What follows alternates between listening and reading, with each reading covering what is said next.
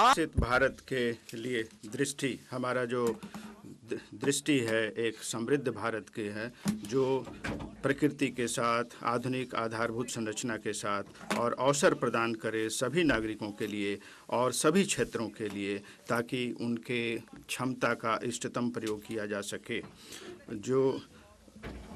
जो हमारी उत्तम विकास यात्रा है, जिसमें सबका विश्वास है अगले 5 वर्षों में जो अभूतपूर्व विकास का दौर होगा और स्वर्णिम अवसर होगा, जो विकसित भारत के सपने को साकार करने का 2047 तक, जो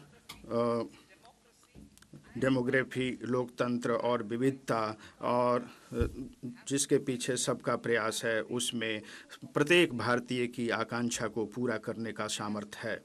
जैसा माननीय प्रधानमंत्री जी ने अपने स्वतंत्रता दिवस के संबोधन में कहा, मैं उद्धृत करना चाहती हूँ कि अवसरों की कमी नहीं है, जितनी अवसर हम चाहते हैं उतना है। जो देश है वो और अवसरों को बनाने का सामर्थ्य रखता है और आसमान की बुलंदियों तक इसकी सीमा जाती है। अमृतकाल के लिए रणनीति, हमारी सरकार आर्थिक नीतियों को अपनाएगी जो प्रतिपालनीय विकास को बढ़ावा देगी और समावेशी विकास को बढ़ावा देगी। उत्पादन में वृद्धि होगी, सबके लिए अवसर पर्याप्त होंगे और जो संसाधन हैं उसका भी सृजन किया जाएगा और लोगों की आकांक्षाओं को पूरा किया जाएगा।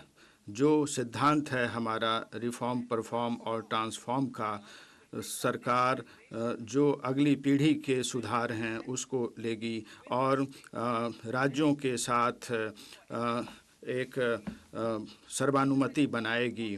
ये एक बहुत ही महत्वपूर्ण नीति है, हमारी सरकार के लिए प्राथमिकता है, ताकि समय पे पर्याप्त वित्त उपलब्ध कराए जाएं, उपयुक्त प्रौद्योगिकी हो और लघु, सीमांत और मध्यम उद्योगों को बढ़ावा देने के लिए, ताकि वो वैश्विक स्तर पर प्रतिस्पर्धा कर सकें। जो विनियामक माहौल है उसको बढ़ावा दिया जाएगा और इस नीति में इसे शामिल किया जाएगा। जो पंचामृत के लक्ष्यों को प्राप्त करने के लिए हमारी सरकार जो संसाधन समृद्ध आर्थिक विकास को बढ़ावा दिया जाएगा, ऊर्जा सुरक्षा को सुनिश्चित किया जाएगा और ये सस्ते दर पे उपलब्ध होगी। जो सरकार की जो निवेश की ज़रूरतों को पूरा करने के लिए जो उसका आकार है, क्षमता है, कौशल है और विनियामक तंत्र को भी विकसित किया जाएगा। जो आकांक्षी जिले कार्यक्रम हैं, हमारी सरकार इस चीज़ के लिए तैयार है कि राज्यों को मदद करने के लिए, ताकि आकांक्षी जिलों का, प्रखंडों का विकास किया जा सके और पर्याप्त आर्थिक अवसरों का भी सृजन किया जा सके। पूर्व का विकास, हमारी सरकार पूर्ण ध्यान देगी जो पूर्वी क्षेत्र है उसके विकास के लिए, उनके लोगों के लिए जो भारत के विकास की महत्वपूर्ण धुरी हैं। प्रधानमंत्री आवास योजना ग्रामीण, जो कोरोना की चुनौतियों के बावजूद प्रधानमंत्री आवास योजना ग्रामीण का क्रियान्वयन जारी है और 3 करोड़ घरों को बनाने का लक्ष्य हमने प्राप्त कर लिया है। 2 करोड़ और आवासों को आगामी 5 वर्षों में पूरा किया जाएगा, जो हम परिवारों की संख्या में वृद्धि के मद्देनज़र जो ज़रूरतें हैं उसके लिए पूरा किया जाएगा। जो सौर ऊर्जा और मुफ्त बिजली, जो छत पे सौर ऊर्जा लगाए जाएंगे उसके द्वारा 1 करोड़ घरों को 300 यूनिट निःशुल्क विद्युत प्रति महीने दी जाएगी। यह योजना हमारे प्रधानमंत्री जी का संकल्प है, जो राम मंदिर की प्राण प्रतिष्ठा के अवसर पर अयोध्या में उन्होंने ये बात कही थी।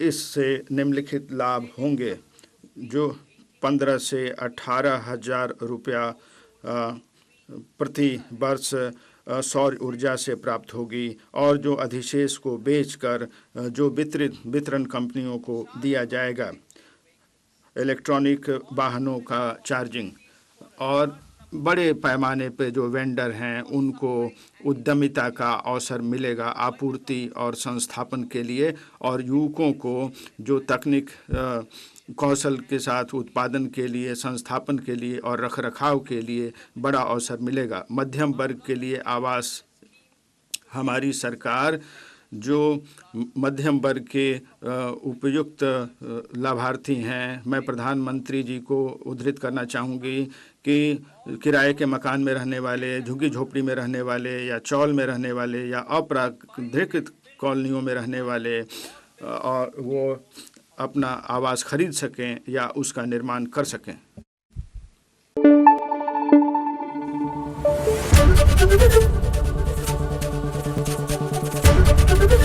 एबीपी न्यूज़ आपको रखे आगे।